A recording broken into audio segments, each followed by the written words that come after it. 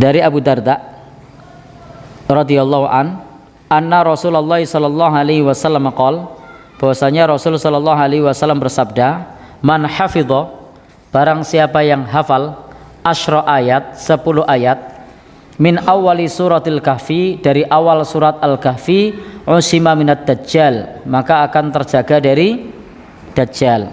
Wa fi riwayatin, dalam riwayat yang lain, min akhiri suratil kahfi, di akhir surat al-kahfi.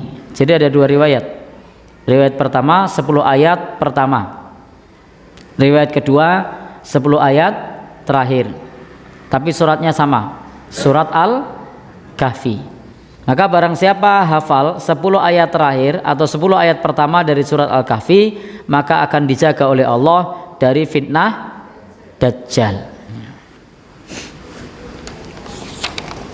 Baik Bapak Ibu, Fainan Nabi sallallahu alaihi wasallam, Nabi mengabarkan kepada kita, barang siapa yang menghafal 10 ayat, maka ini dorongan bagi kita untuk menghafal surat Al-Kahfi. Tidak harus semua, setidak-tidaknya 10 ayat. Alhamdulillah jamaah Masjid Al-Qorib ini banyak yang hafal. Karena saya sering makmum di sini, imamnya baca surat Al-Kahfi. Ya, alhamdulillah. Ada lagi yang lain untuk motivasi yang lain? Ya, itu salah satu anjuran Nabi menghafal 10 ayat surat Al-Kahfi. Boleh awal, boleh akhir. Hafal semua lebih baik. Tapi kalau tidak semua, setidak-tidaknya bagian awal atau bagian akhir.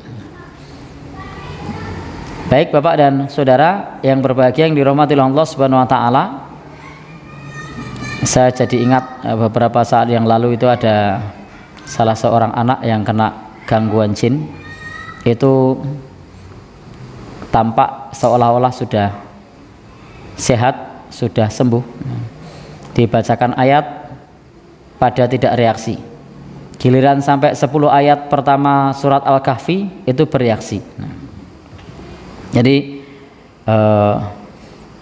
di setiap surat-surat yang disebutkan oleh Nabi Shallallahu Alaihi Wasallam ada keutamaannya. Insya Allah di sana ada fadilah yang besar. Maka di sini di antara fadilahnya adalah tadi dijaga dari fitnah dajjal.